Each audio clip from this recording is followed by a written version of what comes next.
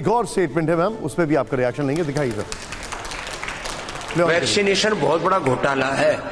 क्या घोटाला? या नहीं था, और उसके बाद कितने लोगों को हार्ट अटैक से डेथ हुई, लाखों लोग मार दिए इन्होंने, करोड़ों लोग। जितने कोरोना से नहीं मरे उससे ज्यादा लोग कोरोना की वैक्सीनेशन के बाद हार्ट अटैक से मरे, और ऐसे मरे टपाटप वरमाला पहनाई और उधर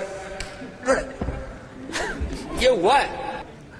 मैम ये कह रहे हैं कि आपके हर फैसले के, कई फैसलों के पक्ष में रहते हैं हमेशा, लेकिन कह रहे हैं वैक्सीनेशन एक बहुत बड़ा घोटाला है।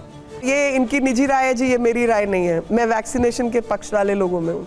मैम अब आपके हाथ में वहां पर एक प्ले कार्ड रखा है आपकी टेबल पर, वो आपका कैमरा है, जो वहां पर कैमरामैन खड़े हुए हैं।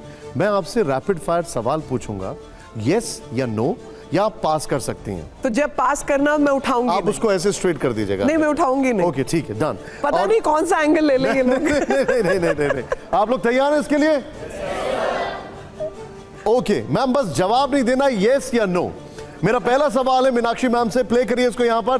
देश के संसाधनों में अल्पसंख्यकों का बराबरी का हक है, यस या नो मैम? यस, ओके, जोरदार तालियां प्लीज। ओके, मेरा दूसरा सवाल है मीनाक्षी मैम से, प्ले करिए इसको जरा यहां पर। दूसरा सवाल, देश में लव जिहाद और धर्मांतरण की साजिश हो रही है, यस या नो?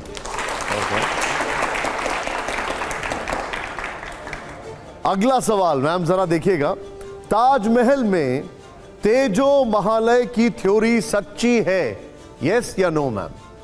पास। ओके, तालियां, जोर से तालियां हो भाई, पास में भी होना चाहिए। अगला सवाल, प्ले करिए इसको यहां पर। सावरकर ने अंग्रेजों से माफी मांगी थी, यस या नो मैम? ओके, मैं एक्सप्लेन कर सकती हूँ? आप कर, चलिए मैं इस सवाल का जवाब एक्सप्लेन करना चाहती हूँ प्लीज। Okay. उसका कारण है क्योंकि नैरेटिव बिल्डिंग इस पे गलत हो जाएगी। आप सोचिए कि सावरकर अकेले नहीं थे, उनके भाई और वो सबको कठोर सजा मिली है, 20-20, 25-25 साल, और काला पानी भेजा गया है। वाइफ की डेथ, माँ की डेथ, ऐसी तमाम डेथ्स हुई हैं जिसमें उनको घर आने की इजाजत नहीं है। और कई बार स्ट्रैटेजी भी हो सकती है। जवाहरलाल नेहरू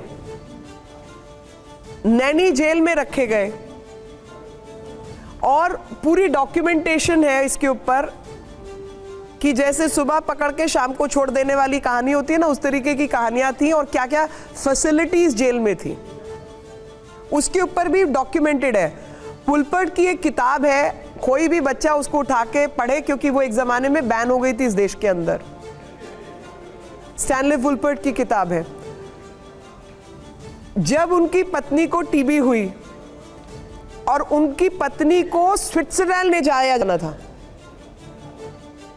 तो कांग्रेस के अध्यक्ष के रूप में उनको अंग्रेजों ने 1 साल 1.5 साल पहले या 2 साल पहले ही छोड़ दिया था जेल से, समय से पहले छोड़ दिया था, ताकि वो अपनी पत्नी का इलाज करवाने के लिए स्विट्जरलैंड जा सके, यहां तक कि जहाज भी अरेंज करके दिया था।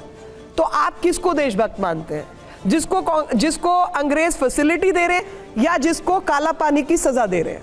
आप ये मुझे बता दीजिए। ओके।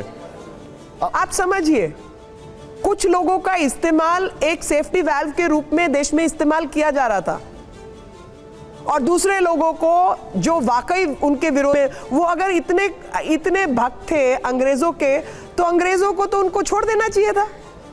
फैक्ट ये है कि अंग्रेजों ने उनको इतनी सख्त सजा दी, मतलब वो मन से अंग्रेजों के विरोध में थे और ये अंग्रेज जानते थे। इसका जवाब मेरे से बेहतर अंग्रेजों का जो ट्रीटमेंट है वो देता है। ओके, अगला सवाल मेरा, प्ले करिए इसको जरा। इंडियन यूनियन मुस्लिम लीग सेक्युलर पार्टी है, यस या नो मैम?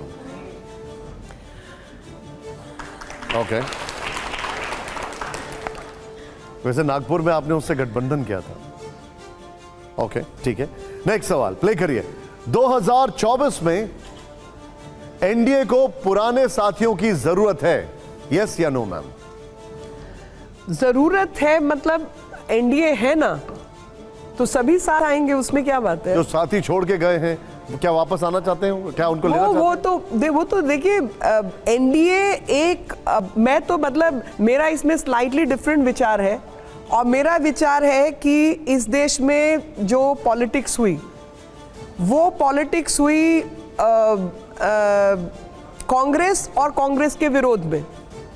इमरजेंसी आई, तमाम चीजें हुई, तो जो कांग्रेस के विरोध में एक पॉलिटिकल मूवमेंट इस देश में खड़ा हुआ, वो पूरा का पूरा मूवमेंट बाद में बिखरा, और वो लोग कांग्रेस के साथ खड़े होकर दिखे, उनको जवाब देना है जी। हम तो शुरू से विरोध वाले हैं। ओके ओके ओके, मेरा अगला सवाल में प्ले ऑन करिए इस वक्त आप, ये आखिरी सवाल है और मैम ये बड़ा इंटरेस्टिंग सवाल है, आपसे जानना बहुत जरूरी है, प्ले करिए। अगला सवाल जो है वो ये है, महिला आरक्षण बिल देश की जरूरत है, यस और नो मैम?